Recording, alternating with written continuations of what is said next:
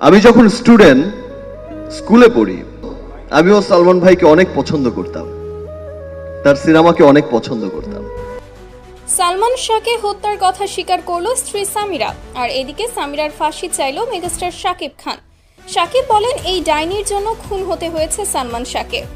দর্শক, এতক্ষণ শুনলেন সংবাদ শিরোনাম, এবার বিস্তারিত।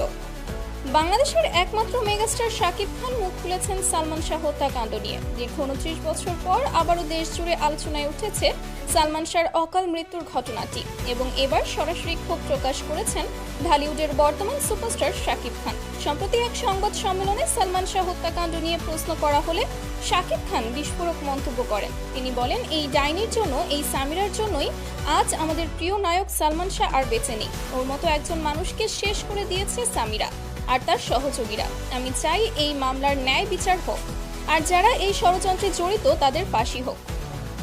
দর্শক, শাকিব খানের এই মন্তব্য মুহূর্তেই ভাইরাল হয়ে গেছে সোশ্যাল মিডিয়ায়। কারণ সালমান শাহর মৃত্যু নিয়ে এখনো মানুষের মনে হাজারো প্রশ্ন, হাজারো কষ্ট। 1996 সালের 6 সেপ্টেম্বরের সেই সকালটা আজও ভুলে যায়নি কেউ, যখন খবর আসে সালমান শাহ আত্মহত্যা করেছেন। কিন্তু বছরের পর বছর তদন্তে প্রমাণ মিলেছে এটি আত্মহত্যা নয়, বরং ঠান্ডা মাথায় পরিকল্পিত হত্যা। শাকিব খান আরো বলেন, সালমান ভাই ছিলেন আমাদের ঢালিউডের প্রাণ। যদি তিনি আজ বেঁচে থাকতেন তাহলে হয়তো বাংলাদেশের চলচ্চিত্র অনেক দূর এগিয়ে যেত। কিন্তু এই এক নারীর লোভ, ঈর্ষা আর পরকীয়ার কারণেই হারাতে হয়েছে সেই কিংবদন্তিকে। তার এই বক্তব্যে উপস্থিত সাংবাদিকরাও হতবাক হয়ে যান। শাকিব খান বলেন, তিনি সালমান শাহকে শুধুই একজন নায়ক হিসেবে নয়, একজন অনুপ্রেরণা হিসেবে দেখতেন। আমি সিনেমায় আসার আগে সালমান ভাইয়ের ছবি দেখে বড় হয়েছি। উনি ছিলেন আমার আইডল। আজও মনে হয় উনি যদি থাকতেন আমি হয়তো তার সঙ্গেই কাজ করতাম। দর্শক, সালমান শাহর ভক্তরা সোশ্যাল মিডিয়ায় শাকিব খানের এই বক্তব্যে সমর্থন জানাচ্ছেন। অনেকে লিখছেন, শাকিব ঠিকই বলেছেন, সালমান শাহর জন্য ন্যায় বিচার চাই। অন্যদিকে কিছু নেটিজেন প্রশ্ন তুলেছেন, এত বছর পর কেন এখন এই মন্তব্য? তবে শাকিবের ভাষায় ন্যায় বিচারের জন্য কখনোই দেরি হয় না।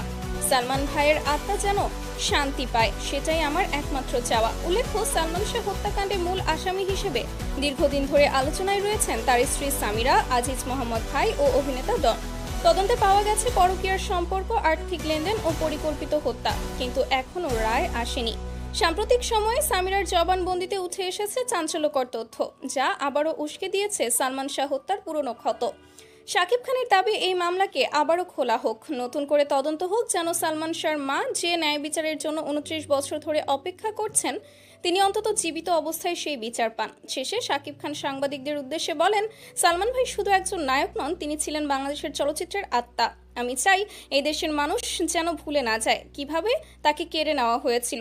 দর্শক, সালমান শাহ হয়তো আজ নেই, কিন্তু তার নাম, তার মুখ, তার হাসি এখনো কোটি মানুষের মনে অমর। শাকিব খানের এই বক্তব্য যেন সেই ভালোবাসাকেই আবারও নতুন করে জাগিয়ে তুলেছে। প্রশ্ন একটাই, এবার কি সত্যি হবে ন্যায় বিচার?